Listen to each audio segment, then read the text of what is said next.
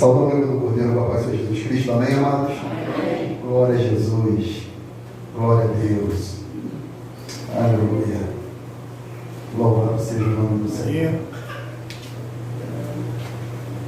Amados, vamos dar início hoje a uma nova etapa de ensino da palavra. Nós vamos estar agora estudando a primeira epístola de Paulo aos Tessalonicenses.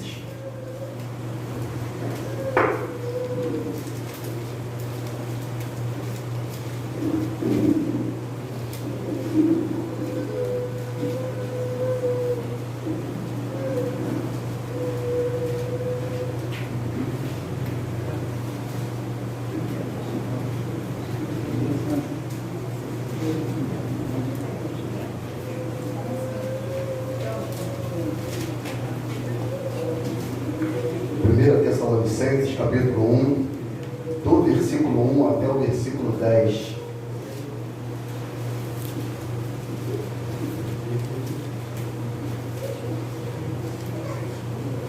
Aleluia, aleluia. Amém? 1 Tessalonicenses, capítulo 1. Glória a Deus. Amém? Achou ainda não, Glaucio? Está ruim de endereço, ó. Agora, está lá atrás. Glória a Deus, amados. Aleluia. Diz assim o Santo Livro: Paulo e Silvano e Timóteo, a igreja de Tessalonicense, em Deus, o Pai, e no Senhor Jesus Cristo, graça e paz tenhas de Deus, nosso Pai, e do Senhor Jesus Cristo. Sempre damos graças a Deus por vós todos, fazendo menção de vós em nossas orações, lembrando-nos sem cessar da obra da vossa fé, do trabalho, do amor e da paciência, da esperança em nosso Senhor Jesus Cristo, diante do nosso Deus e Pai, sabendo, amados irmãos, que a nossa eleição é de Deus, porque nosso Evangelho não foi a vós somente em palavras, mas também em poder e no Espírito Santo, e em muita certeza, como bem sabeis quais fomos entre vós, por amor de vós, e vós foste feitos nossos imitadores e do Senhor, recebendo a palavra em muita tribulação, com gozo do Espírito Santo, de maneira que foste exemplo para todos os fiéis da Macedônia e na Acaia, porque vós soou a palavra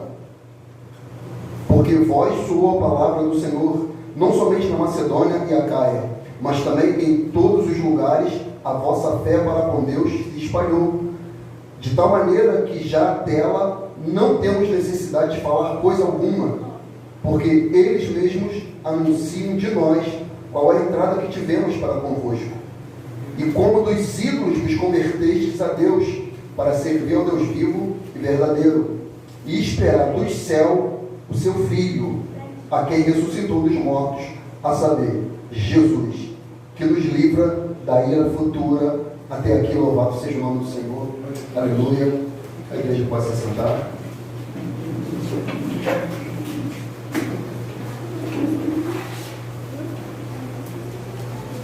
Aleluia. Glória a Deus. Glória a Jesus. Amados, essa epístola aqui é uma epístola muito interessante, que ela proporciona para a gente informações atuais, informações que fundamentam a nossa fé, que nos encoraja a perseverar na fé, na graça e no Evangelho do nosso Senhor Jesus Cristo, em qualquer circunstância. Então, primeiramente, para que a gente possa entender tudo aquilo que a gente vai dissecar até nós chegarmos ao final da segunda epístola do apóstolo Paulo, é necessário algumas informações gerais sobre esta epístola, para que no meado da primeira carta e da segunda carta a gente possa ter a compreensão do porquê o apóstolo Paulo ele vai estar escrevendo o que escreveu, inspirado pelo Espírito Santo. O autor, logicamente, é o próprio apóstolo Paulo. A carta não deixa nenhuma objeção que não seja dele.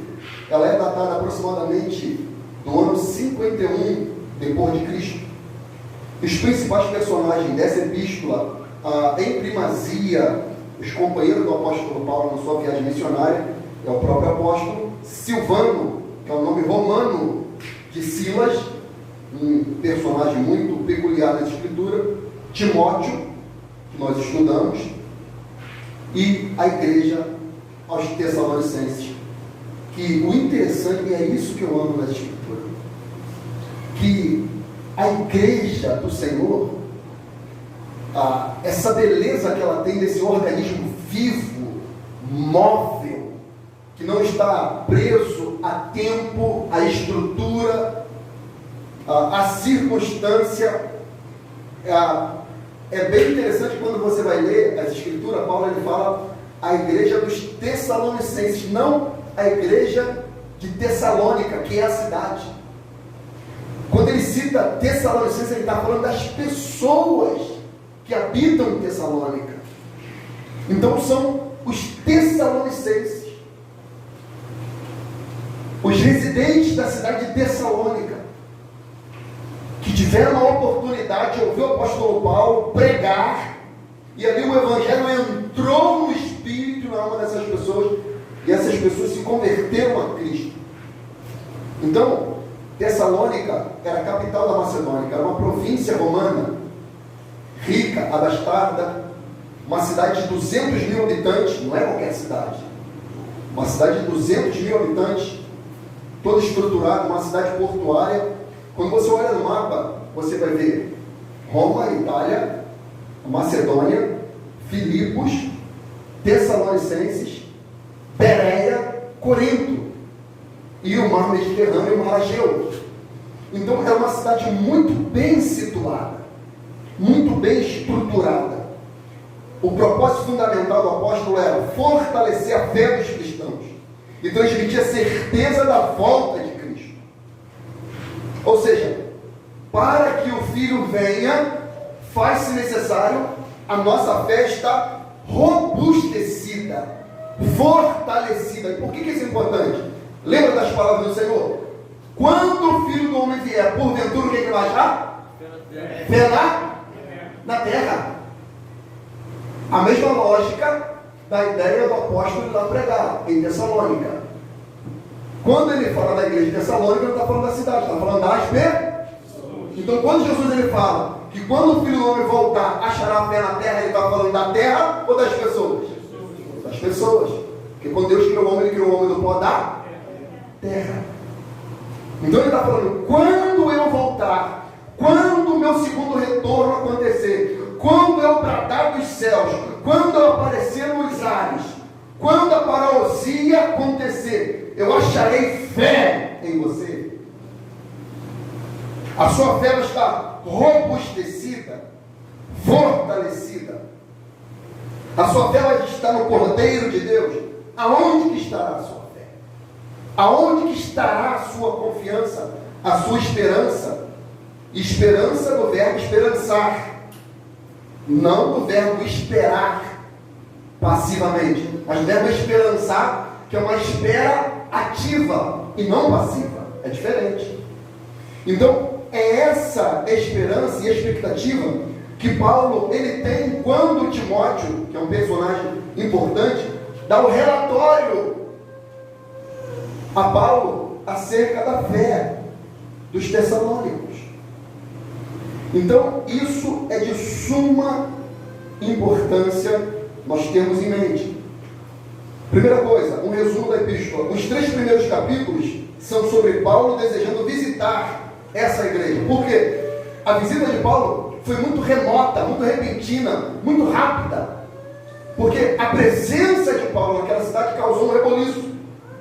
Então, as poucas oportunidades que o apóstolo teve eficácia, teve efeito.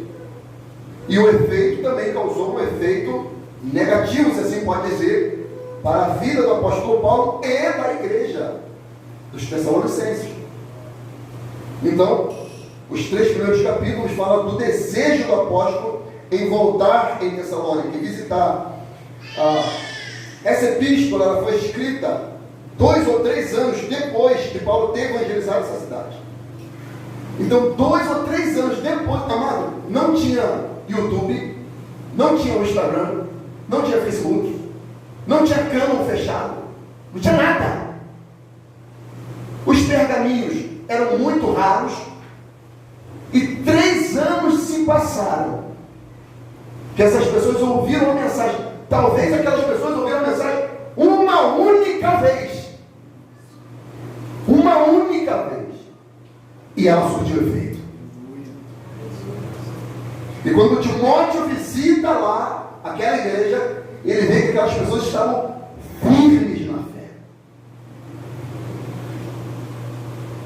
Como eu ratifiquei na mensagem passada, que geralmente o coração de pastor é um coração macio, mole, maleável, aquele coração paterno, né? Mas o Senhor tem começado a me doutrinar que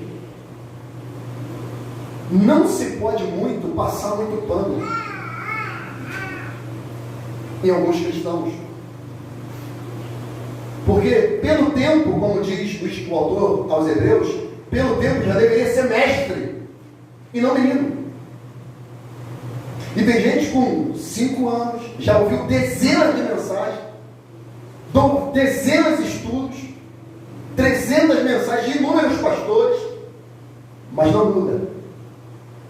Por que não muda? Porque, primeiro, não acata a palavra para si. Não traz a urgência e a aplicabilidade da palavra para a sua vida. Então, essa carta aqui, ela trata muito da vida cristã, da conduta cristã, da vida prática cristã. A gente vai ver isso mais lá para frente. E a preocupação do apóstolo era como aqueles cristãos estavam. E Paulo se anima em escutar que aquela igreja estava firmada no Evangelho, depois de 3 anos que ele pregou. Depois de 3 anos passados. Aquelas pessoas ouviram a palavra, a igreja foi estabelecida na casa de Jasson, e aquele povo ainda estava lá. Ainda estava lá. Paulo instruiu aos crentes de Tessalônica sobre como viver uma vida santa, piedosa em Cristo Jesus.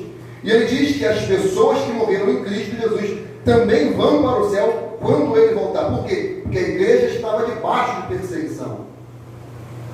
Olha o tumulto que o evangelho causou naquela cidade.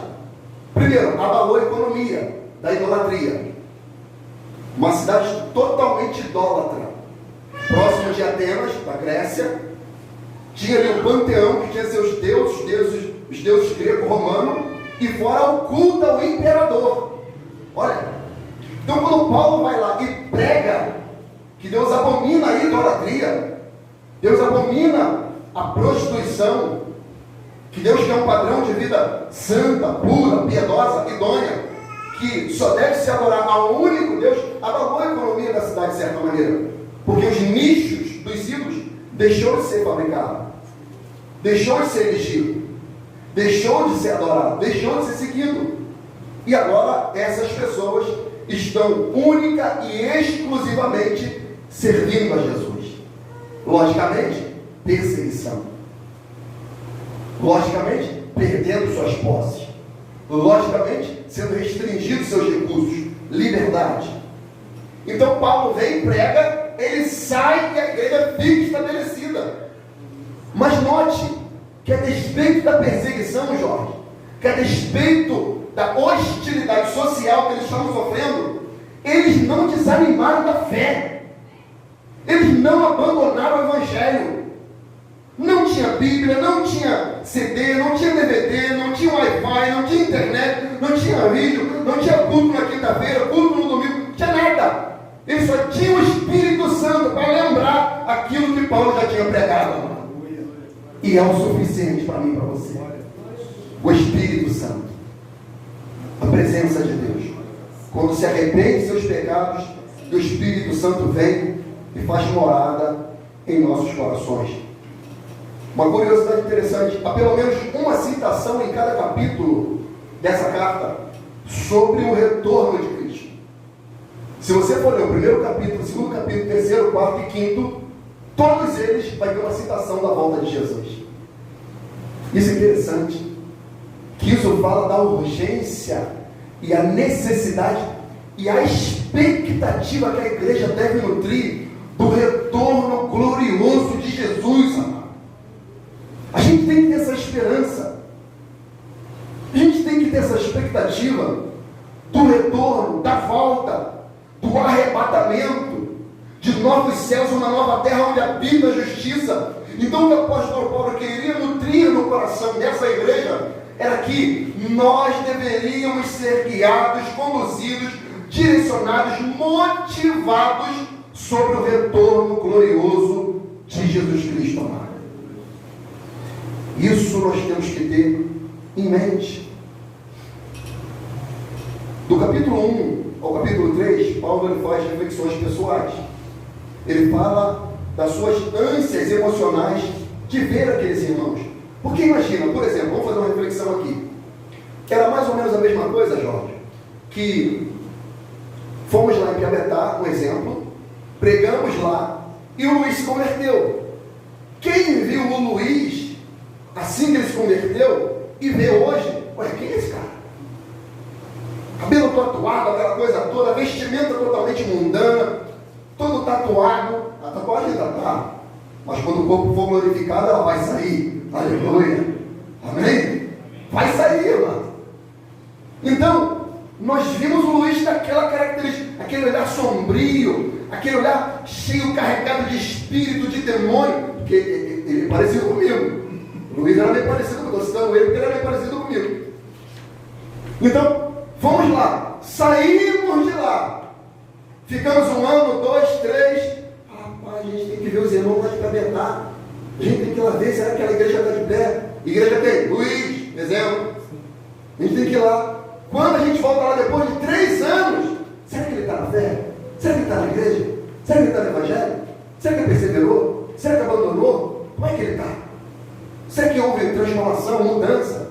Será que ele despojou dos ídolos, dos vícios, da mania? Como é que está o comportamento, a fala, o pensamento dele? Quando a gente volta lá, aquele Luiz que um dia ouviu, agora está pregando a glória. Porque ele está como salmista. Crie, por isso eu falei. Crie por quê? Porque a fé, ela vem pelo ouvir e ouvir a palavra de Deus. E houve transformação. E houve uma prática daquilo que ele ouviu. E agora ele está transmitindo. Ele não está sendo só um emissor, ele está sendo um transmissor do Evangelho. Por isso que, do capítulo 4 a 5, ele fala sobre as instruções práticas da igreja. O Evangelho é prático, amado.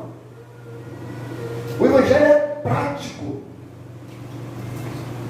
O ensino bíblico, ele não é simplesmente teórico, ele é prático, ele é experimental, ele é vivenciado. Ele não é só teoria, ele é prático.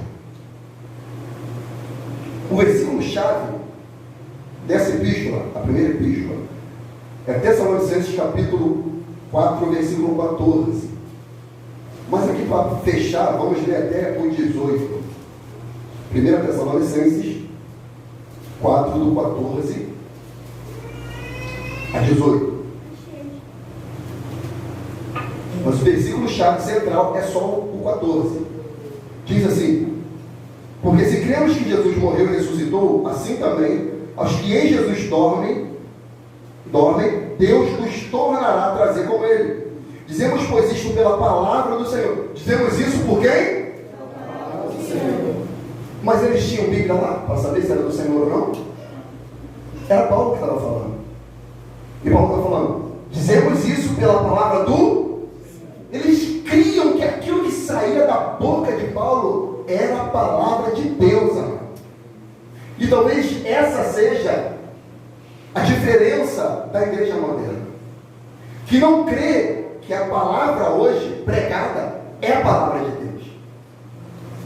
Simplesmente a trata como palavra de homem, palavra de autoajuda, freudiana, intelectualizada, cheio de lisonjas.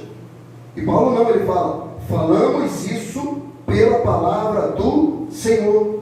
que nós, os que ficarmos vivos para a vinda do Senhor, não precederemos os que dormem, porque o mesmo Senhor descerá do céu com alarido e com arcanjo, com a trombeta de Deus, e os que morreram em Cristo ressuscitarão primeiro. Depois nós, os que ficarmos vivos, seremos arrebatados juntamente com Ele nas nuvens, a encontrar o Senhor nos ares, e assim estaremos para sempre com o Senhor. Portanto, consolai-vos uns aos outros com estas palavras. Agora, por que ele fala para consolar? Sabe por quê? Por causa da perseguição que estava acontecendo, muitos irmãos estavam sendo mortos. E aí, os cristãos estavam com aquela dúvida: e agora? Como é que eu vou ver minha mãe? Como é que eu vou ver meu pai? Meu filho, que foi decapitado? Meu marido, que foi esquartejado? Minha esposa, que não negou o Senhor, mas foi perseverante, morreu apedrejada? Meu sobrinho, que ele se rendeu à fé a Cristo, não quis mais cultuar o imperador e por isso foi decapitado. O que vai acontecer? Para onde que eles foram? Qual a esperança que eu tenho? Aí Paulo fala: não, calma, nós não vamos preceder aos que morreram em Cristo. Assim como Cristo morreu e ressuscitou, em Cristo os mortos ressuscitarão primeiro, e nós seremos arrebatados para encontrar com o Senhor nos ares. Ele está falando: nós veremos aqueles que morreram na fé, nós veremos aqueles irmãos que não negaram o Evangelho, nós veremos a face, o rosto de Pedro, Tiago, João, Abraão, Moisés, Elias, Neemias, Esdras. Nós veremos a face deles. Nós veremos a face daqueles que morreram na fé, que morreram na presença de Deus. Pastor, Diga. e esse consolar também tem a ver no sentido assim, nos olhos humanos, passando por uma situação dessa, a tendência é tudo aquilo que foi falado, tudo aquilo que ouviu, você acabar não dando crédito, Mudando. e deixando aquilo para trás. Mudando. Então a ideia de Paulo foi consolá-los, e não é um consolo, até nessa linha humana, de amenizar a situação, mas de colocar fé, esperança de que a morte não é o fim. Não, isso aí. A morte não é o ponto final daquele que crê em Cristo. Então isso motivava os cristãos a continuarem a perseverar na fé. Tem um texto de Hebreus, alguém abra por gentileza aí. Texto de Hebreus. Hebreus capítulo 11. Já sabe já, leia por favor então. Achei. Deixa ele ler, já sabe ler. Aí vai pegar o ponto chave, depois você lê o outro lá. Hebreus capítulo 11.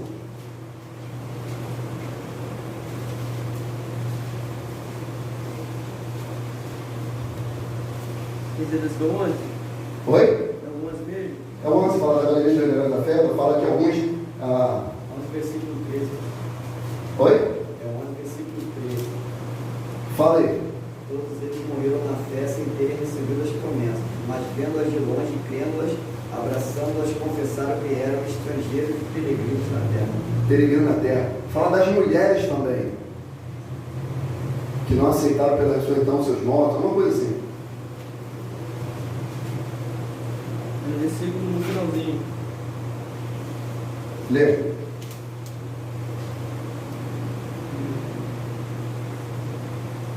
O 35 fala das mulheres. Esse mesmo. Lê aí. As mulheres receberam pela ressurreição de seus mortos. Uns foram torturados, não aceitando seu livramento para alcançar uma melhor ressurreição. Não aceitando o quê? Seu livramento. Não aceitando o seu livramento. Por quê? Esperando o quê? Alcançar uma Ressurreição. melhor ressurreição. Esperando alcançar uma ressurreição melhor. Olha a maturidade desses cristãos. Olha o ponto de equilíbrio, o ponto de espiritualidade que esses cristãos estavam. Deus estava promovendo o livramento. Deus estava dando escape. Eles falavam: Senhor, eu não quero, porque eu espero uma ressurreição melhor. Pastor, Fala. e o tipo de morte que está escrito no 36 e no 37? Vamos abrir aqui não, leia, por gentileza. E outros experimentaram escárnios e açoites e até cadeias e prisões. Foram apedrejados, cerrados, tentados, mortos ao fio da espada. Andaram vestidos de pele de ovelhas e de cabras, desamparados, aflitos e maltratados. Olha, então, olha o padrão, mano. Olha o perfil, olha o quilate desses cristãos. Não é, Diana? Olha o padrão desses cristãos, amado. Então, perceba que, a despeito de qualquer situação, gente, Olha, o 38 ainda fala assim, homens dos quais o mundo não era digno. E hoje uma fagulha, as pessoas abandonam a fé. Hoje um calo no joelho, a pessoa abandona a fé. Hoje uma discussão marital, deixa a fé. A Bíblia fala, homem dos quais o mundo não era digno. E esse povo aqui era um povo assim, robustecido na fé, que em meio à tribulação não negou o Evangelho. Então vamos para o texto propriamente dito, versículo 1. 1 Tessalonicenses, capítulo 1, versículo 1. Paulo e Silvano, que é Silas, amém? Silas e Timóteo, a igreja dos Tessalonicenses, em Deus, o Pai, e no Senhor Jesus Cristo, graça e paz tenhais de Deus, nosso Pai, e do Senhor Jesus Cristo. Então, primeiro, graça, porque a graça, ela basta. E paz, porque eles estavam em meio à guerra. Guerra entre os homens, mas paz para com Deus. Romanos fala, justificados, pois, pela fé, agora temos paz para com Deus. Justificados, pois, pela fé. Graça, perdão, libertação. Agora temos paz para com Deus. Mas a Bíblia fala que por causa do Senhor o mundo vai o quê? Nos odiar. É nos odiar.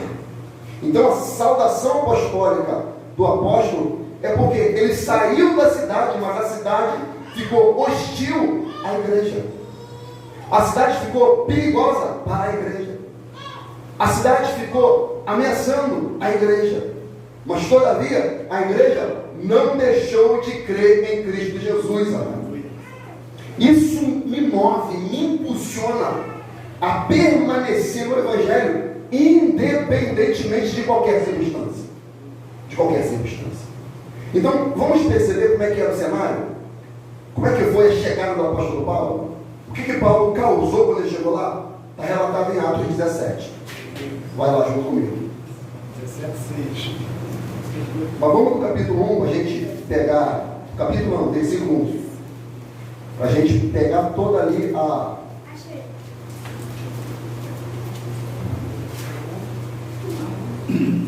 pegar a mentalidade ali.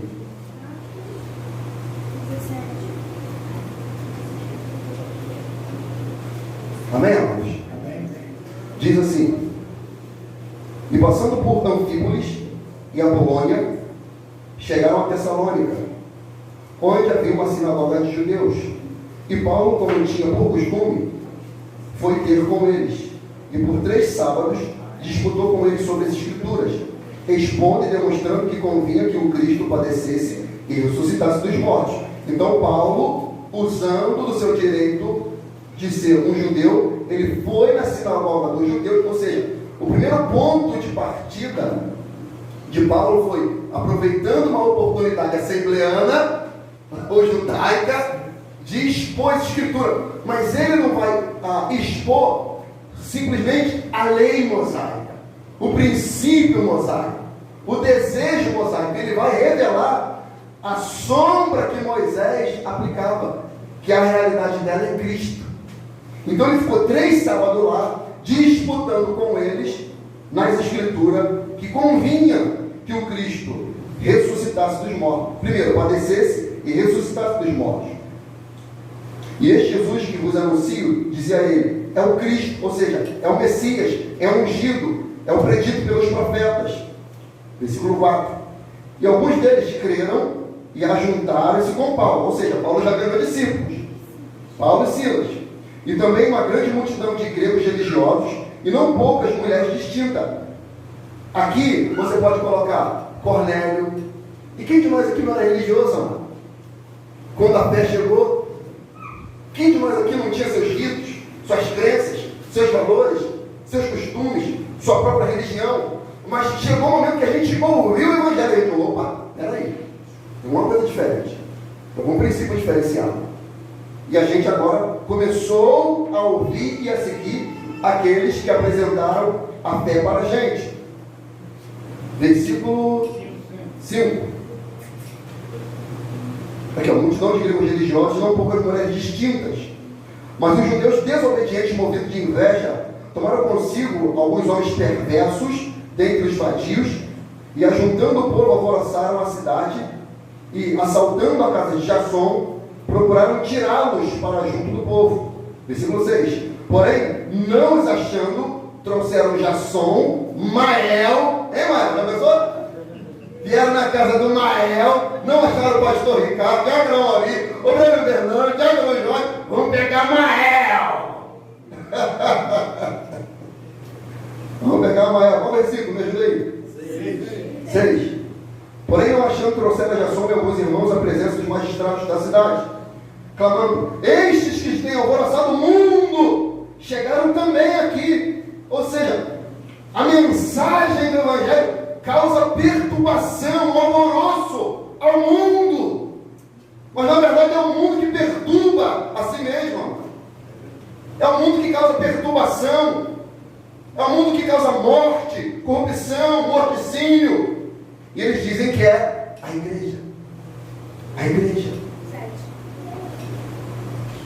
Os Jasson recolheu, todos esses precedem contra os decretos de quem? Olha a acusação. Eles falaram que a igreja estava indo contra os decretos de quem? César hoje seria quem? Presidente. Oi?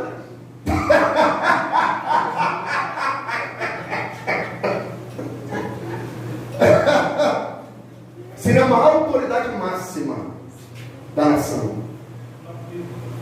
E ali eles pegaram a Jasson como representatividade na igreja e falou: estes que transformam o mundo chegaram aqui. E eles estão deturpando, corrompendo contra os decretos de César, que também tinha o culto ao próprio, ao imperador. Dizendo que há outro rei. Quem é o rei? Jesus. Quem é o rei? Jesus. Quem é o rei? Jesus. Quem é o rei? Jesus, amado.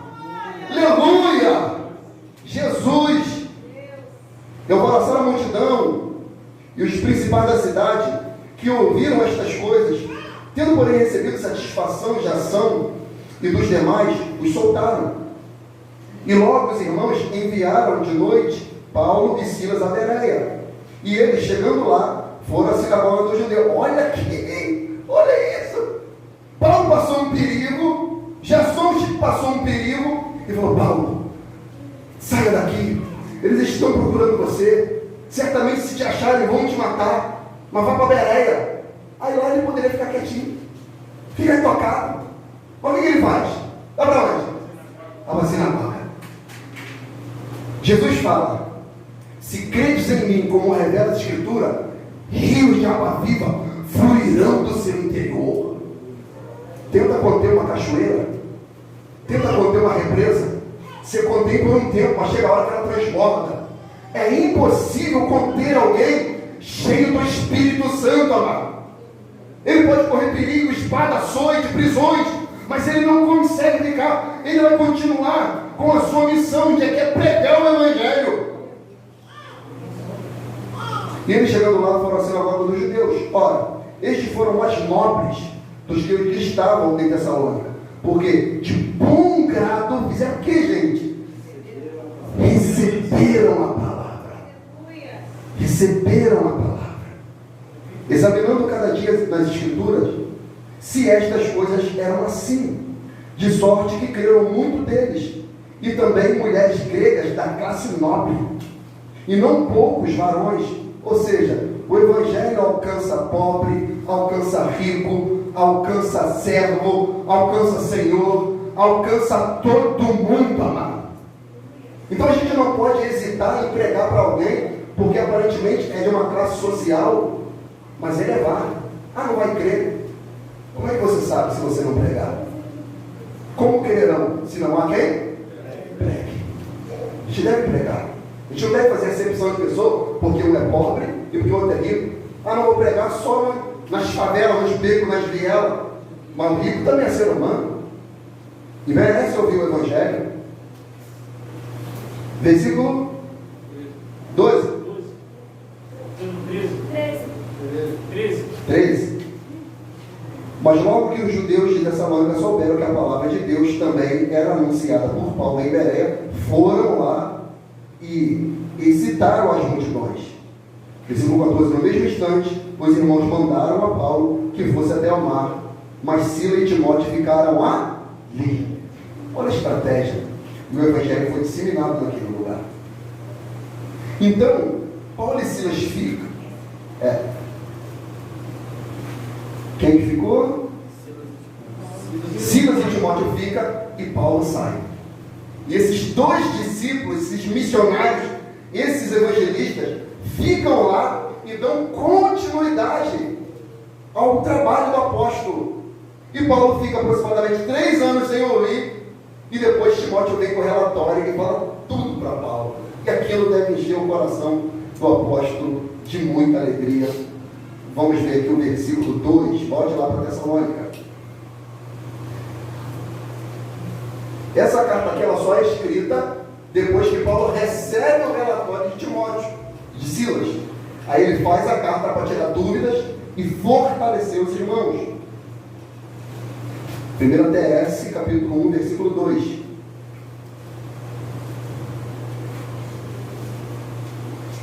Até o versículo 4. Leia. Sempre damos graças a Deus por vós todos, fazendo menção de vós em nossas orações, lembrando-nos sem cessar da obra da vossa fé, do trabalho, do amor, da paciência, da esperança em nosso Senhor Jesus Cristo, diante do nosso Deus e Pai, sabendo, amados irmãos, que a vossa eleição é de Deus. Então, o versículo 4 foi, né? A nossa eleição é de Deus, isso. A minha versão é que fostes eleitos por Ele. Então aqui Paulo, ele percebe o sucesso do Evangelho. Ele percebe o avanço do Evangelho. E aquilo move o coração do apóstolo a orar. Ele se coloca de joelho.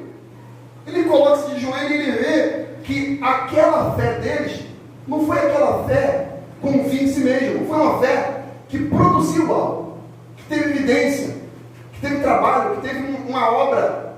Por isso que, quando Jesus ele diz, João 6, 29, no 28, o discípulo pergunta: Senhor, diga-nos a obra de Deus para que executemos.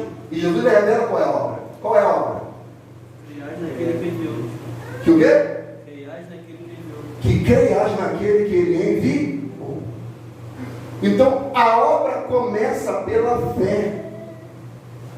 Que Deus enviou seu Filho para padecer, morrer, ressuscitar, e aquele que nele crê tem a vida eterna. E isso faz com que a pessoa manifeste-se em trabalhos, em ações, em obras, em feitos concretos. Alguém leia para mim, por gentileza, Efésios capítulo 1, versículo 15.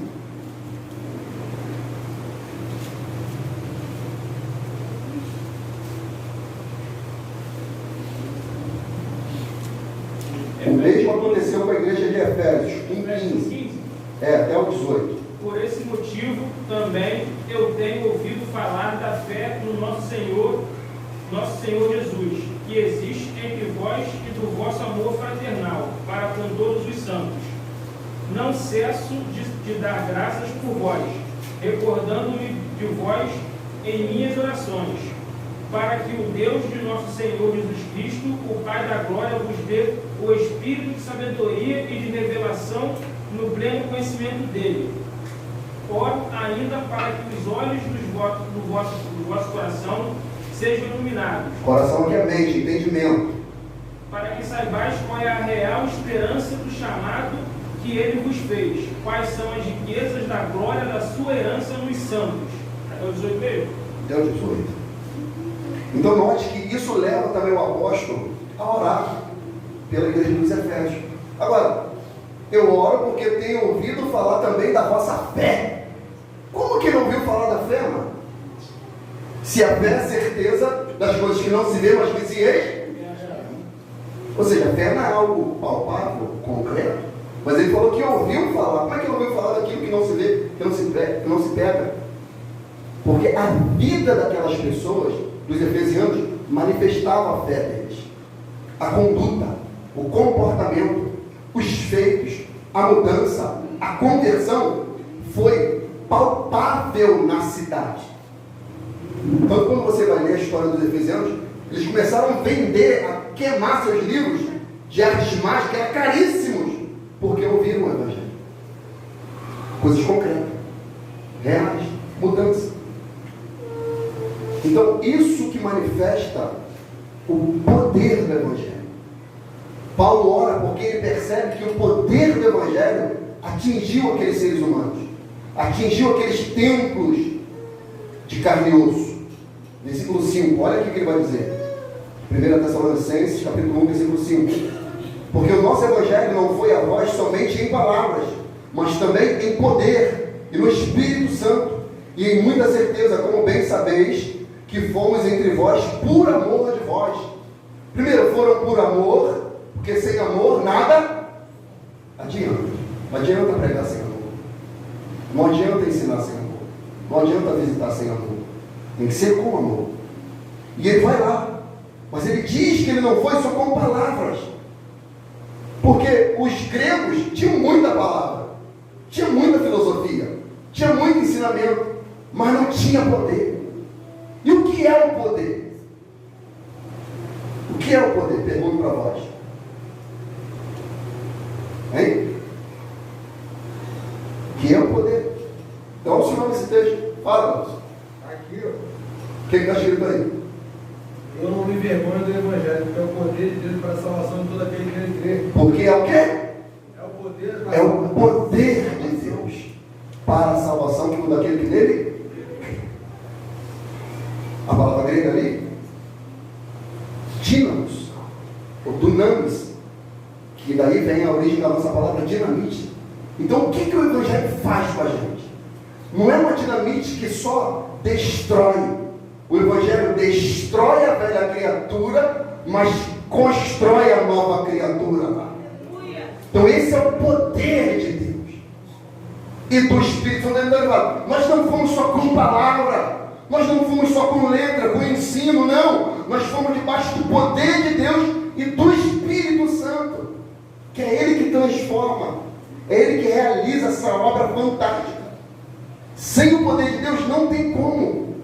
Não tem como.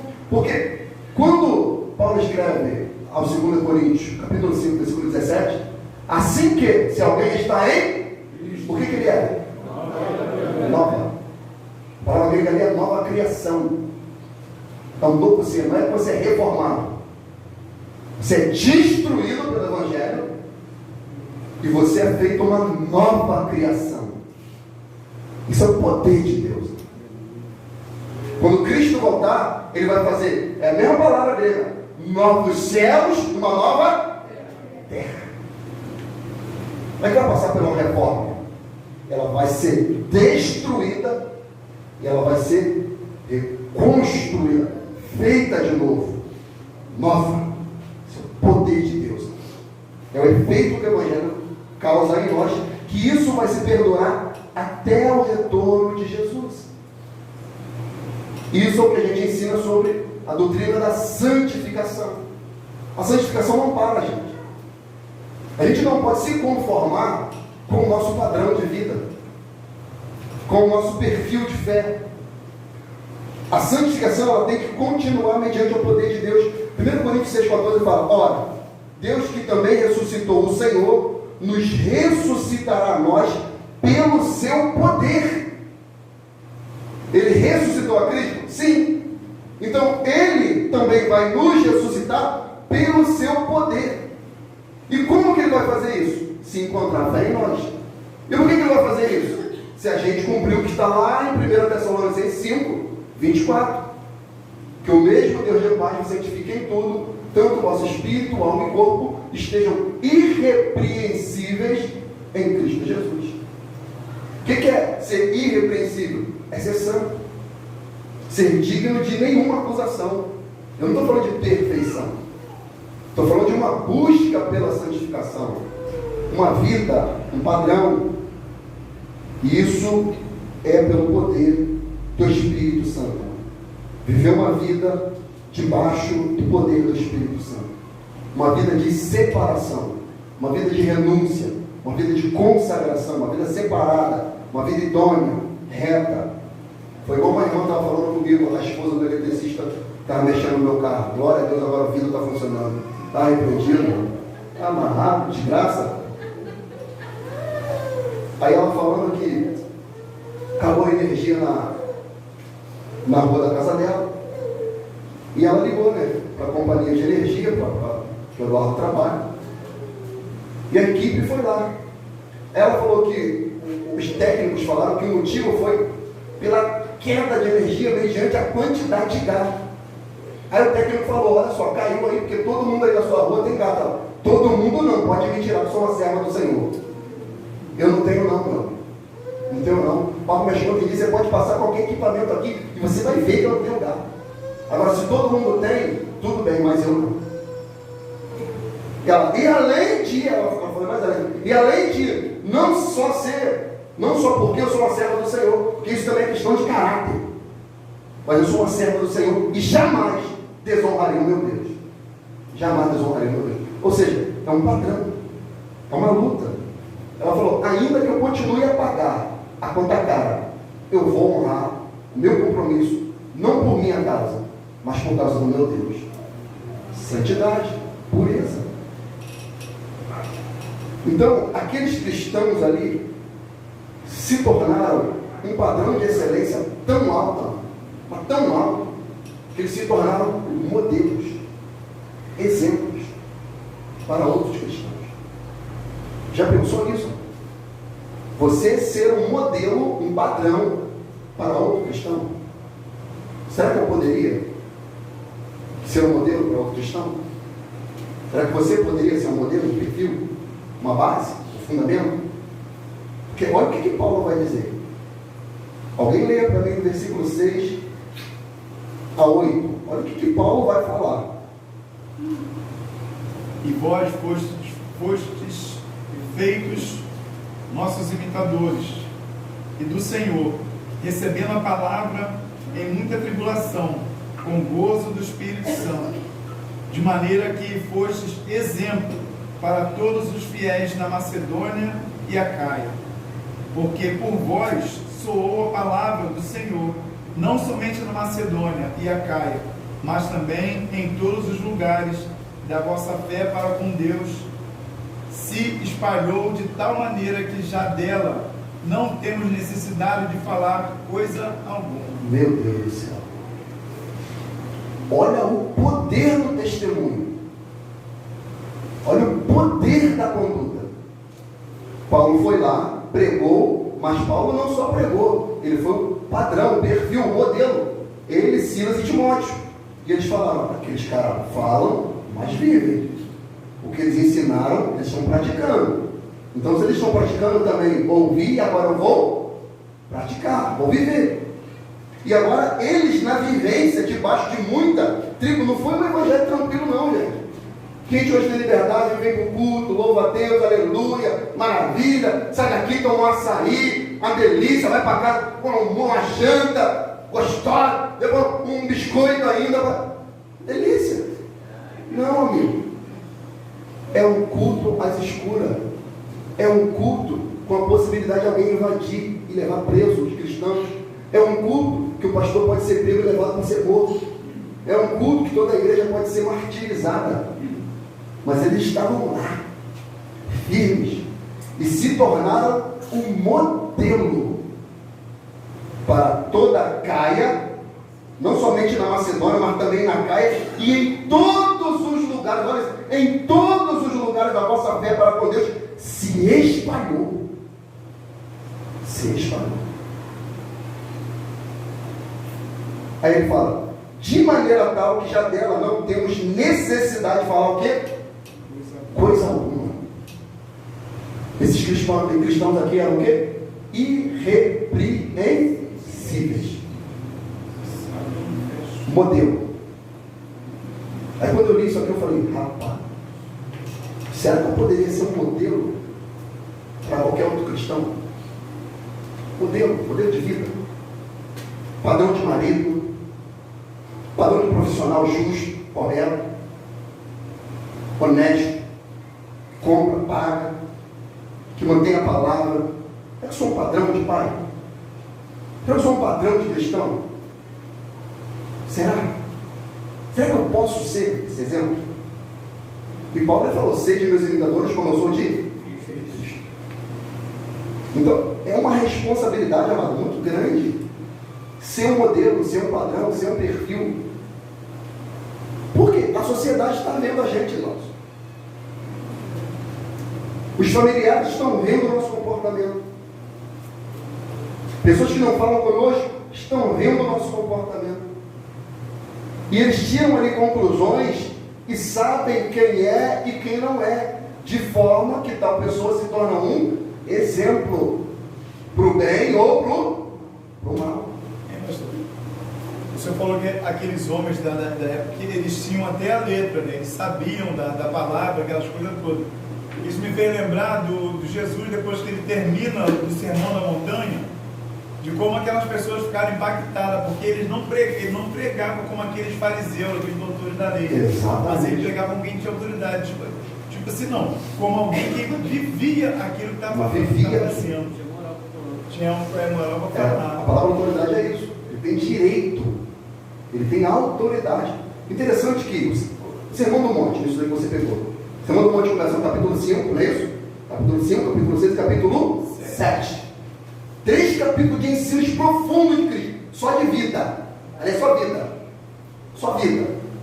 Só prática de vida cristã. Quando ele fecha, Jesus ele fecha esse discurso. Aí no 24, nem todo aquele que me diz, não. Aquele pois que escuta as minhas palavras e as pratica, você vai ler o homem prudente. Aí eles ouvem a palavra, está escrito lá, que eles ficam maravilhados do ensino, da doutrina. Mas isso não é o suficiente. Não adianta só admirar o ensino. Não adianta só admirar a Bíblia. Não adianta só admirar as revelações que a Bíblia contém. Não adianta admirar as palavras de Jesus. É necessário aplicar a palavra de Jesus. Porque eles se admiraram, mas não adoraram. Eles admiraram, ficaram estupefatos, mas não reconheceram que ele era Deus. Foi necessário um leproso sair da cidade de refúgio e olhar para ele e o adorar. O leproso tinha pecado exposto, notórios. Eles tinham pecados velados, ocultos. Mas esse que reconhece, abandona, alcança do Senhor, se tu quiser, tu pode me fazer ser livre. Eu quero. Por quê? Porque ele não só admirou o ensino, mas ele admirou aquele que é digno de toda adoração. Não adianta só admirar. E tu acha que aquele leproso ali foi o mesmo? Eu não acredito que foi.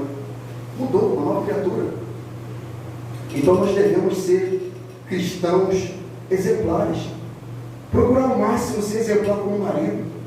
Procurar ao máximo ser exemplar como filho. Procurar ao máximo ser exemplar como profissional liberal ou de CLT. Procurar ao máximo ser honesto, justo, correto. Ser um perfil de cristão. 1 Coríntios 11, 1 e 2 fala assim, texto muito conhecido: sede meus imitadores, como também eu sou de Cristo.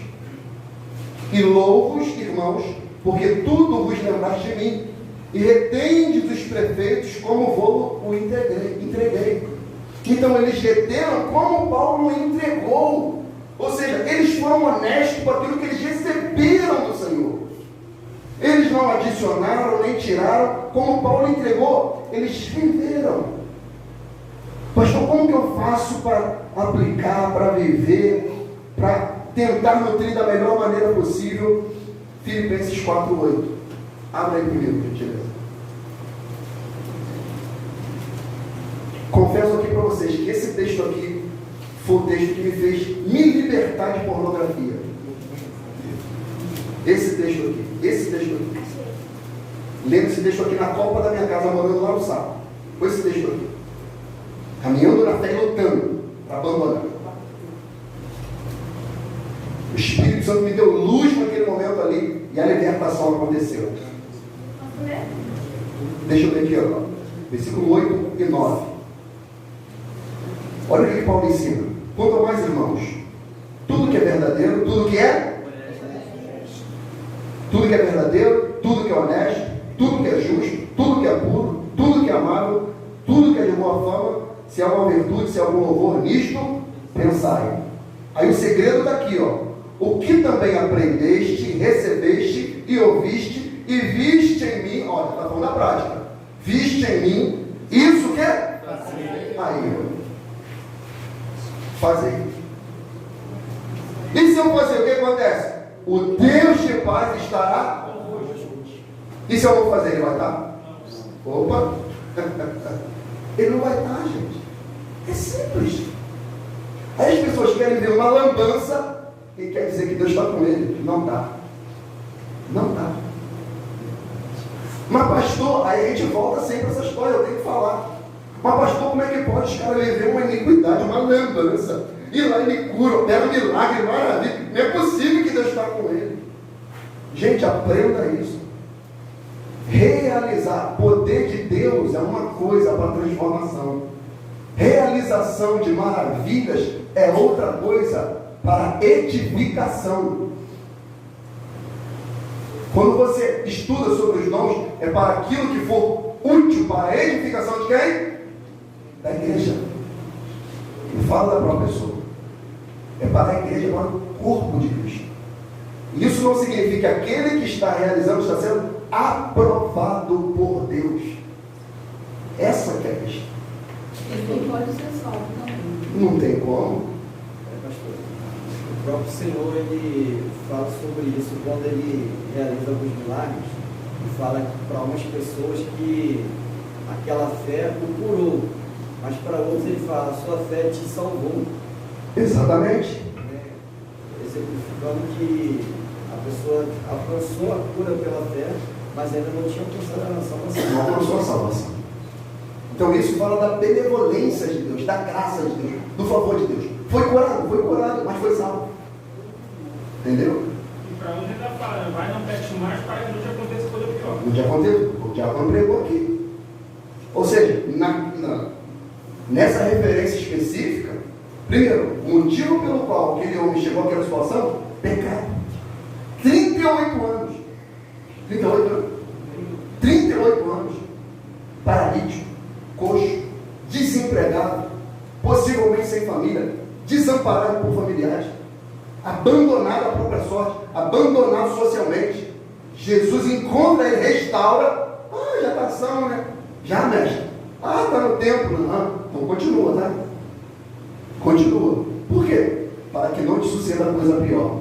O que poderia ser pior de alguém ficar 38 anos paraplégico e agora está andando? Fala, o que vai acontecer que agora mudou saudável?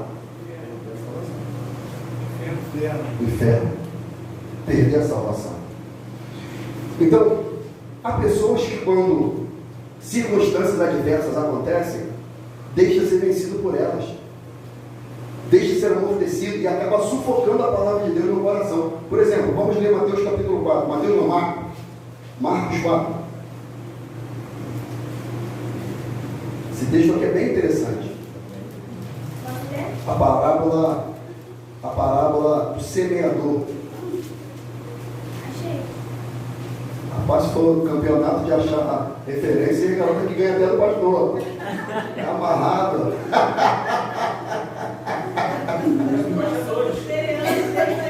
Ele já tem pequenininho. Oi? Embaixadores, mano. Rapaz. Rapaz, tá de parabéns, mano. Aleluia. Marcos 4, 16. Da mesma sorte que recebem a semente sobre pedregais, que ouvindo a palavra, logo com prazer recebem, mas não têm raiz em si mesmo, antes são temporãos. Depois, sobrevindo a tribulação ou perseguição, por causa do quê? A palavra. Vai vir a tribulação, a perseguição, por quê? Porque está lutando para viver, está lutando para praticar, está lutando para vencer a carne, está lutando para vencer os demônios, os desejos, mas vai vir por causa disso, por causa da palavra. Logo se escandalizam, e os outros são que recebem a semente entre espinho, os quais ouvem a palavra, mas os cuidados desse mundo, os enganos da riqueza, as ambições de outras coisas, entrando, sufocam a palavra, e fica o quê? Infrutífera. Não é que a palavra não tem eficácia, não é que a dinamite não explodiu, é que a pessoa deixa que ela fica ali sufocada, fica lutando com outras lealdades, e ela não frutifica, ela não germina. Os que recebem a semente em boa terra são os que ouvem a palavra e a recebem e dão fruto, um a 30, outro a 60, outro a 100 por um. Então ele fala da qualidade e competência de cada um. Cada um produz aquilo que lhe apraz, ninguém igual a ninguém. Mas essa pessoa recebe de bom grado, pratica e vai frutificar. É natural. É natural. É uma pezinha de laranja lá. Demorou da laranja, mas deu laranja. Ele está lá. E eu ameacei ele igual Jesus, igual o pé de acerola. Se não dá, vou passar o facão. Eu disse isso até no encontro da mulher lá. Já tem Deus. Quanto tempo tem o encontro de mulher lá? Foi setembro. Isso já era antes. Agora que ele começou a dar lá. Então o cristão ele tem seu tempo, mas ele tem que frutificar. Ele tem que gerar. Por quê? Porque a conversão ela é regrada, dirigida com evidências. É impossível o cristão não ter evidência de cristão. Ele tem que ter. O pé de laranja vai dar o quê? Banana? Vai dar o quê? Banana.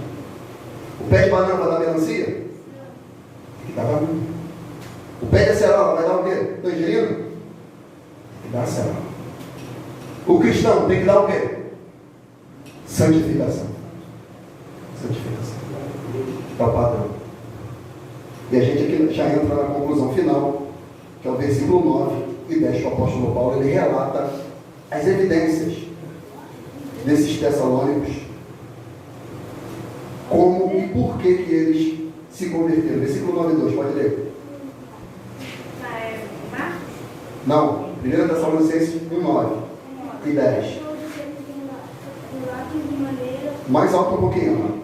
Porque todos eles relatam de maneira fomos recebidos por vós, e de maneira vós convertestes dos ídolos a Deus para... Converteste do quê? Dos ídolos. Vai. A Deus para virdes, ou para servirdes ao Deus vivo e verdadeiro.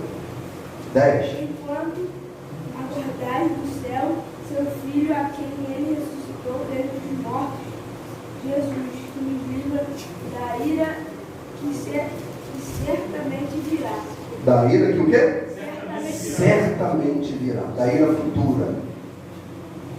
Então, olha aqui as evidências, uma das evidências da conversão dos Tessalonicenses. Porque eles mesmos anunciam de nós qual é a entrada que tivemos para convosco e como dos ídolos vos convertestes a Deus, para servir ao Deus vivo, ou seja, o ídolo é morto, e Deus é vivo e verdadeiro. Significa que os ídolos são de mentira. Então eles se converteram dos ídolos. E faz necessário a gente abordar um pouco esse tema da idolatria. Da idolatria. A conversão dos ídolos. Porque quando a gente se converte, ou se converteu, no meu caso, por exemplo, eu vim de uma família em que a minha mãe era muito católica, para a glória do Senhor vai se batizar domingo agora. Aleluia. Aleluia. Vou estar lá, permitindo o Senhor. Então minha mãe, católica, vai fazer primeira comunhão. Primeira comunhão, vai ter igreja, mano. Vai na missa. Ela mesma de vez em quando. Mas eu tinha que ir. Ia na missa, aquela coisa toda. Mas meu pai, já espírito. Umbanda. Ia pro centro.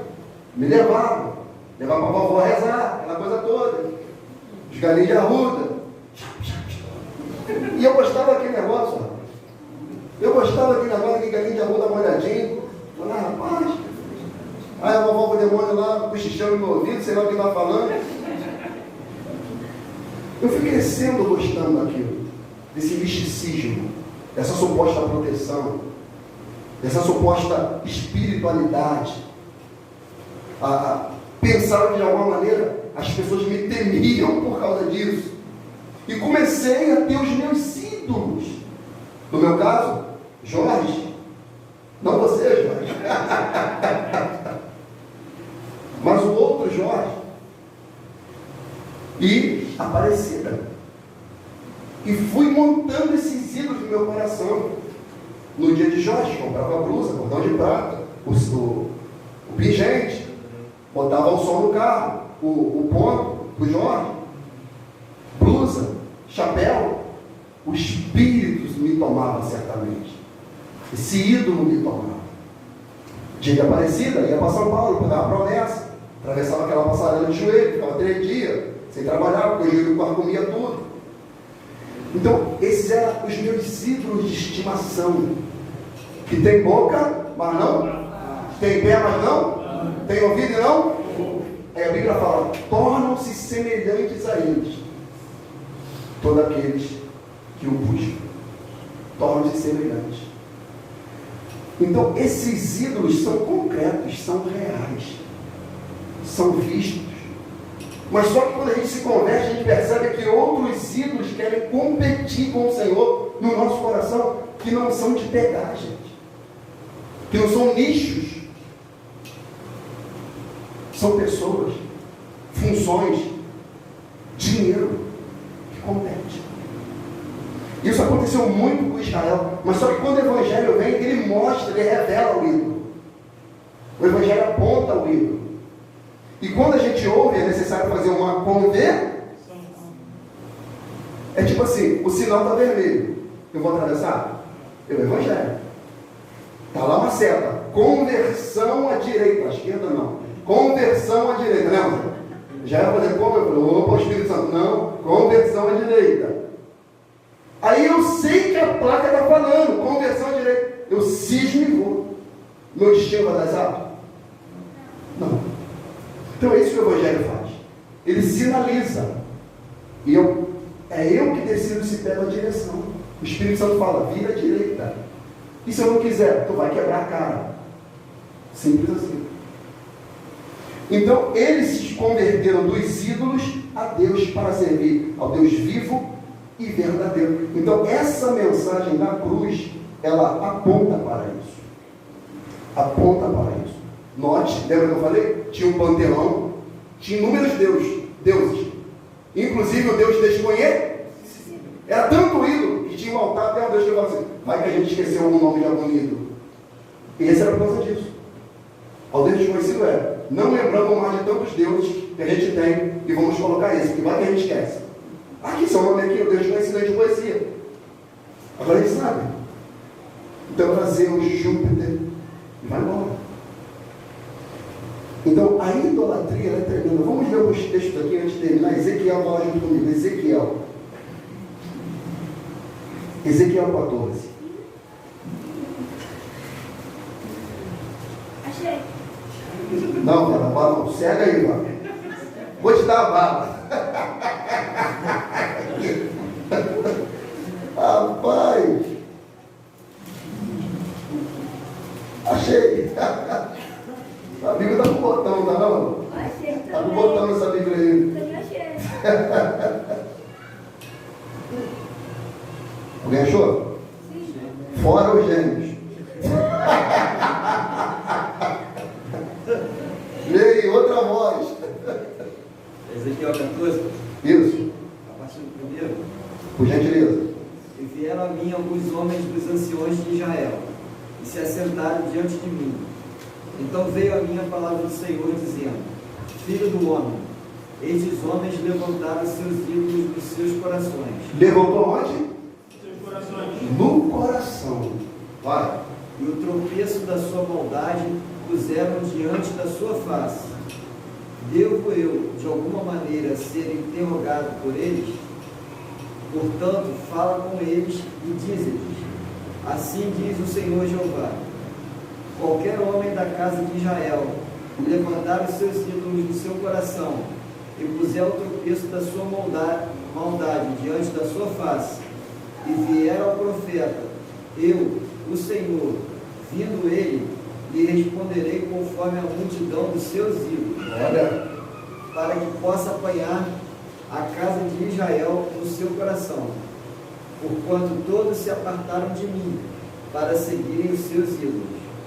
Portanto, dize a casa de Israel: Assim diz o Senhor Jeová: Convertei-vos e deixai os vossos ídolos, desviai os vossos rostos de todas as vossas abominações.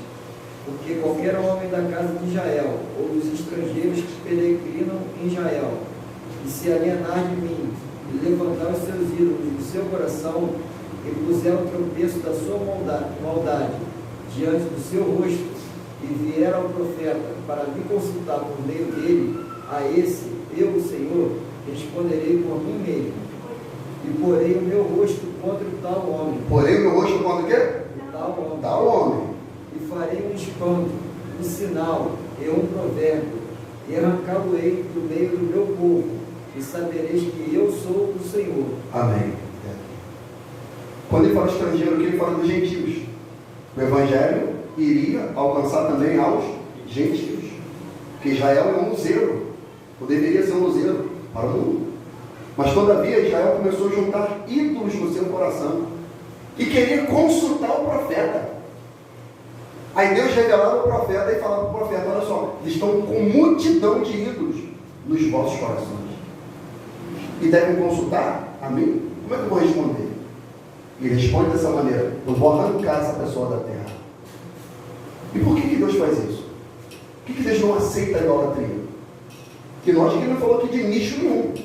Ele falou ídolo que está no coração da pessoa, está lá nos sentimentos, nos pensamentos, nas intenções. Ele está falando disso.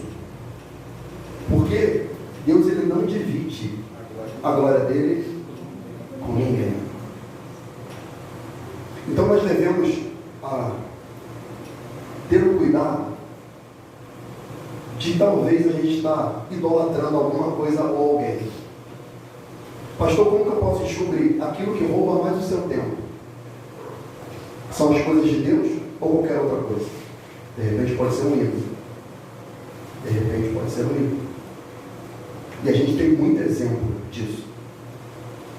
Muito exemplo de pessoas que se pegaram sendo furtadas, porque a Bíblia fala que eles foram atrás aos nossos ídolos, foram guiados, conduzidos, direcionados, porque o ídolo começa a dizer o que ele tem que fazer. O pastor, o senhor acabou de falar que ele tem boca e não fala, mas ele é um espírito imundo. Paulo falou que atrás dos ídolos se esconde o quê? Demônios. 1 Timóteo 4 fala o quê? O Espírito expressamente diz que nos últimos tempos apostatarão alguns da fé, dando ouvido a espíritos enganadores e a doutrina de demônios. Então esses ídolos ficam ocultos e entram no coração da pessoa e fazem com que essas pessoas se apartem do Senhor, se apartem de Deus. E hoje tem características de ídolos muito peculiares na igreja. Foi a mensagem que você pregou, Gilberto. Eu queria que você lesse esse texto, 1 Coríntios capítulo 10. Pastor, o senhor falou que o Evangelho direciona, ele mostra, né, o ídolo. Me fez lembrar da passagem do jovem rico. Que a pessoa falou, a gente se converte, tinha ídolo lá atrás no passado. Se converte, mas ainda fica ídolo dentro da gente ainda. Sim. Quando Jesus pergunta para o Senhor o que ele deveria fazer, o Jesus fala do mandamento. Ele fala, não, isso eu já conheço. Eu já conheço. Eu já conheço, mas quando falou para ele, quando apontou O a ídolo. idolatria, o ídolo, que era o dinheiro, falando ali, a riqueza, né? Ele largou tudo, abandonou tudinho. Exatamente. Abandonou. Isso é o quê? Conversão. Se ele mudasse, a conversão ia O que acontecer. aconteceu? Mas ele não mudou. Ele era um idólatra. Diferentemente de Zaqueu. Diferente de Zaqueu. Zaqueu ele fez uma falta. Ele falou: Foi Senhor, a apontado. quem eu defraudei, eu vou restituir quadruplicado. Isso. Conversão, mudança. É a mesma coisa. Não, deixa isso quieto. Quer falar, deixa isso quieto, deixa isso quieto. Leia aí, por gentileza, diga. 1 Coríntios capítulo 10. Todo. Isso, vai domingo que a gente pega a melhor conversão. Ora, irmãos, não quero que ignoreis que nossos pais estiveram todos debaixo da nuvem. Quem é esse aqui? Quem é esse povo? Israel. Israel. Amém? Tirou do Egito. Deus está guiando eles na nuvem, no calor, no fogo, no frio. Vai. E todos passaram pelo mar. E todos foram batizados em Moisés, na nuvem e no mar. E todos comeram de uma mesma comida espiritual. E beberam todos de uma mesma bebida espiritual, porque bebiam da pedra espiritual que os seguia. Ó. E a pedra era Cristo. Mas Deus não se agradou da maior parte deles. Por isso foram prostrados no deserto. E estas coisas foram-nos feitas em figura, para que não cobicemos as coisas mais, como eles cobiçaram. Ele vai falar lá na frente o que eles cobiçaram.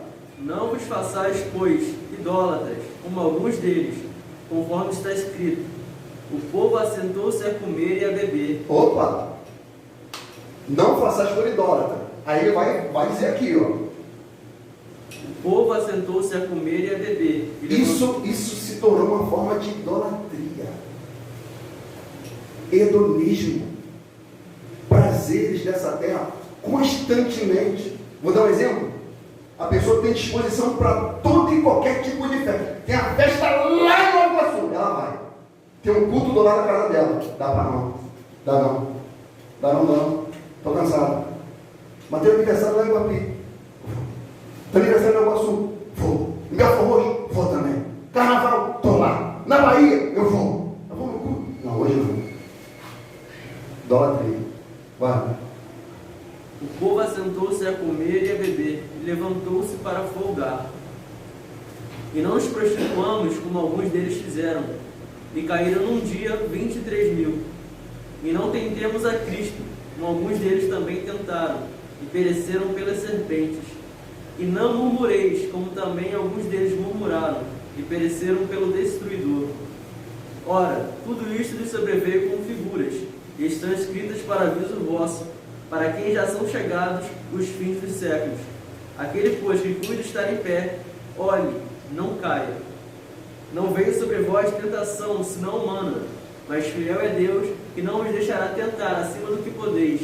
Antes, com a tentação, dará também o escape, para que a possais suportar. 14.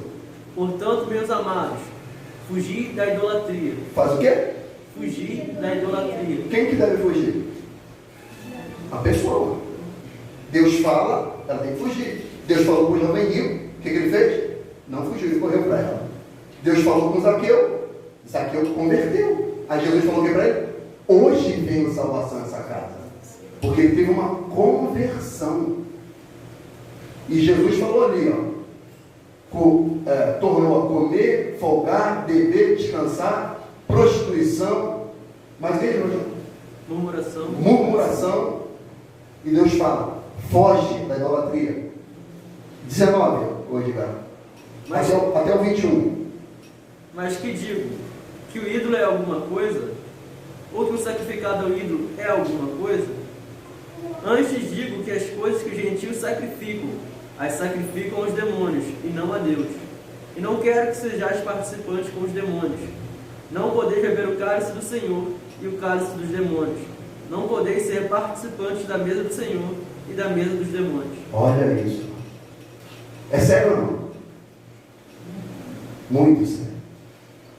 As pessoas querem comer na mesa dos ídolos e depois participar da mesa do Senhor. Não tem como. Jesus falou, não tem como servir a dois senhores. Faz-se necessário fugir da idolatria. Dois casos que eu ouvi relacionados à divisão da glória de Deus, que de repente a pessoa não percebe. Eu ouvi de uma pessoa que frequenta uma igreja evangélica, ela falar a seguinte palavra: em primeiro lugar agradeço a Deus, mas também agradeço aquele pastor lá, porque a oração daquele pastor lá que foi poderosa para poder livrar o meu filho daquele. Ou seja, sem perceber, ela estava dividindo a glória do Senhor. Sim. E somente foi o Senhor. Se aconteceu, né? E o outro que a gente mais costuma ver, né? É a pessoa falar assim, não, eu agradeço a Deus, agradeço ao santo tal, que foi a oração, que nem o senhor falou, fazer uma promessa, né, para o santo tal, pagar de... Quer dizer, a pessoa não percebe que ela está dividindo a glória de Deus. Exatamente. E Deus, Ele não compactua com isso. Ele não compactua. Fala, vai falar. Como você diz, a glória do Senhor, o Senhor divide a glória por ninguém. É isso aí, a Bíblia fala sobre isso. Fala, minha irmã. Os 10 mandamentos do versículo 3, não terás outros deuses diante de mim. Não terás. É bem fácil. Ele fala, nem coisa semelhante no céu, nem na terra, nem debaixo da terra. Nem mandou.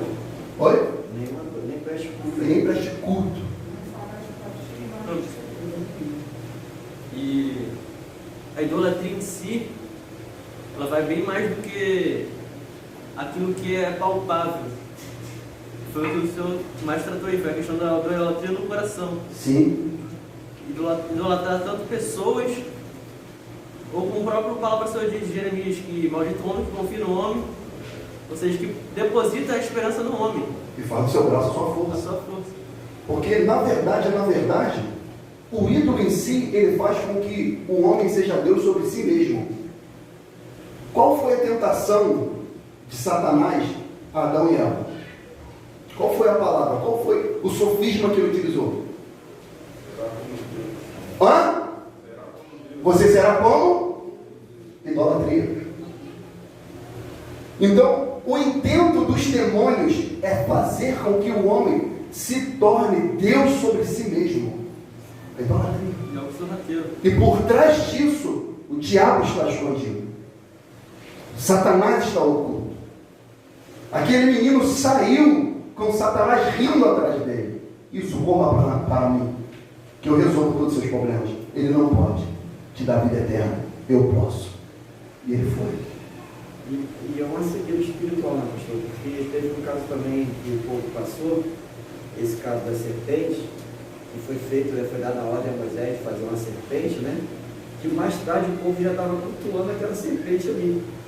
E vai, acho que é só o rei, se não me engano, Josias, que vai destruir a imagem da serpente ali que o povo já estava adorando. Aí Moisés vem e morre.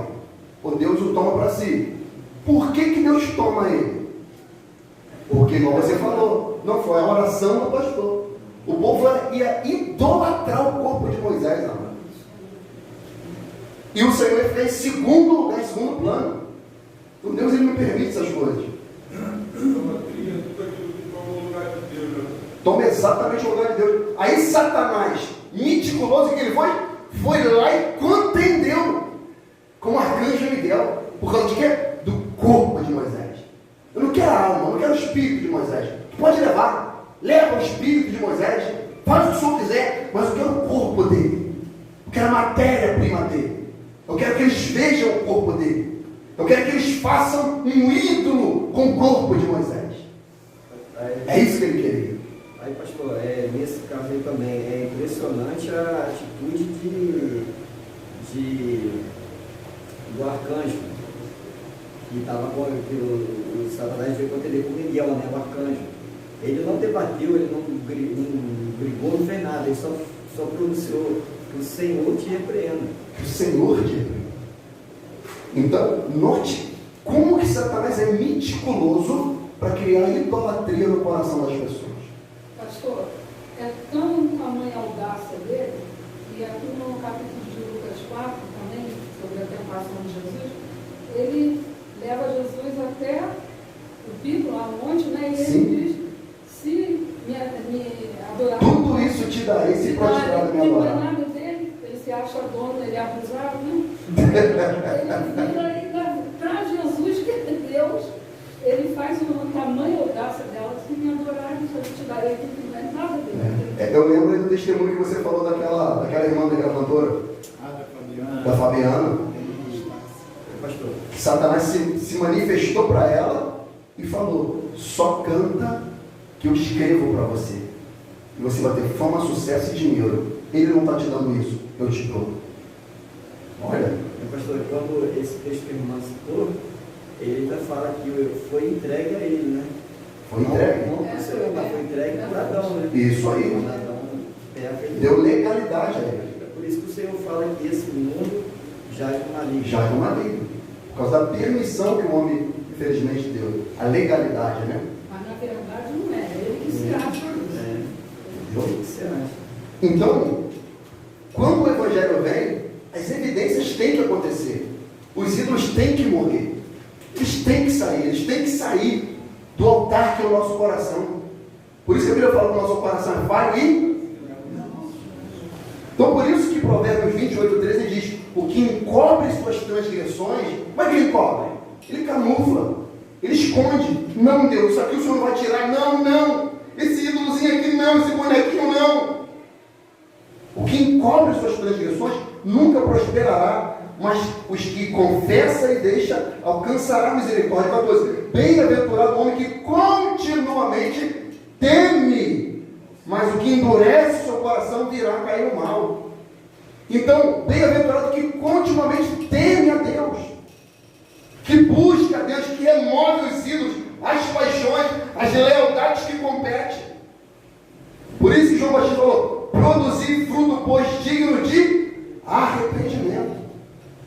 Evidências da salvação. Salvação, amado, é mudança. Atos 26:20 diz: antes anunciei primeiramente aos que estão em Damasco e em Jerusalém e por toda a Judéia, aos gentios, que imudecem e se convertem a Deus, fazendo obra digna de arrependimento. O texto que a gente ama, 2 Crônicas 7:14. Como é que é? Se o meu, povo dele, igreja, se chama pelo meu nome, se humilhar, orar e fazer o quê? Se converter dos seus maus caminhos, mudar de direção. Aí ele ouve. E se não mudar, ele vai ouvir? Não vai ouvir. Não vai ouvir. Já estou terminando. João Batista está pregando: raça de víbora, quem vos ensinou a fugir da ira vindoura, produzir fruto digno de arrependimento? Está o povo ouvindo, o povo se batizando, João descendo o bambu, que ela está de pau na mão. João. Aí um aceita, se batiza, outros vêm e falam: João, a gente quer se batizar. Quê? Quem te ensinou para fugir? Produzir fruto digno de arrependimento. Aí está lá os oficiais, os militares, tudo direitinho. Está parado. Olha, eu vi que você pegou um dinheirinho daquele camarada lá, hein? Ó, você está pegando o suborno do cara da venda, hein? Mas eu acreditei nessa palavra. Eu acreditei nesse negócio que João está pregando. E eu estou acreditando nesse Cristo aí. O que você vai fazer? Vou perguntar a ele. O que eu tenho que fazer? Porque o Evangelho é prático, sim ou não? O Evangelho é mudança. Aí João olha para ele e a multidão interroga. Olha isso. A multidão interroga João, questiona. Lucas 3:10. E a multidão interroga dizendo: que faremos, pois? Respondendo ele disse: quem tiver 2 túnicas, reparte o que não tem. E o que tiver alimento, faça da mesma maneira. E chegaram os publicanos para serem batizados e disseram: mestre, o que devemos fazer? E ele disse: publicano aqui, político, qualquer área dessa daí, não pensais mais nada daquilo que vos está ordenado. Ou seja, se contenta com o teu salário. Deus me deu essa palavra de tanto errado. Se contenta com isso. Seja satisfeita com... Não, mas eu quero propina. Não, mas eu quero desviar da merenda. Não, mas eu vou desviar da educação. Porque a gente tem que ficar burro mesmo. Vou desviar. Da saúde? Não, a gente tem que morrer. Vou desviar da saúde. Oi? Opa, eu não falei. Aí ele diz, 14. E uns soldados o interrogaram também, dizendo: e nós? Que faremos? E ele disse: ninguém tratar de mal. Estava vendo o noticiário hoje, o policial entrou na casa da mulher, deu um tapa na cara da mulher lá, sangrando. Ele falou: ninguém tratar de mal. Você não precisa ser hostil. Você não precisa ser agressivo. Você precisa usar a palavra de baixo calão. Não precisa dar tapa, humilhar, dar soco. Você é firme, enérgico, mas não agressivo, violento. E nem defraudeis. E contentai-vos com o vosso soldo. Agora, os policiais se contentam com o salário deles? Oxi, a maioria? Tem gente honesta? Tem. A gente não pode generalizar. Mas a maioria não se contenta. A maioria não fica satisfeito. Um dinheirinho aqui, uma propina aqui, faz uma barricada ali, um negócio aqui, para e pega. Não maltrate ninguém, não defraude e se contenta do seu salário. Mudança. Evangelho. Isso é prática, não é? A Bíblia diz em Efésios que nós fomos salvos para as boas obras, que antes já estava escrito para a gente ordenar. Então o Evangelho é transformação. Né? E o último texto aqui, Mateus 7, Jesus disse: nem todo o que me diz Senhor, Senhor, entrará no reino dos céus, mas aquele que faz a vontade do meu Pai que está nos céus. Muitos me dirão naquele dia: Senhor, Senhor, não profetizamos nós em teu nome, em teu nome não expulsamos demônio, em teu nome não fizemos muita maravilha? Então lhes direi abertamente: nunca vos conheci. Apartai-vos de mim, vós que praticais a iniquidade. Por quê? Eles não produziram fruto. Jesus falou: a árvore se conhece pelo fruto. Exemplo. Os tessalônicos foram um exemplo para aquela geração. Que nós possamos ser exemplo para a nossa vida. Ser exemplo no nosso trabalho, exemplo na nossa casa, exemplo em qualquer lugar que a gente estiver. Exemplo, exemplo. Sabe por quê? Porque não é o nosso nome, é o nome de Cristo. É a bandeira de Cristo. É o Evangelho. É o nome do Senhor. Que a gente possa ser como esse povo aqui. Que Paulo falou: não preciso falar mais nada. O testemunho, a fé de vocês já chegou na frente de vocês. Amém, irmãos? Ficamos de pé.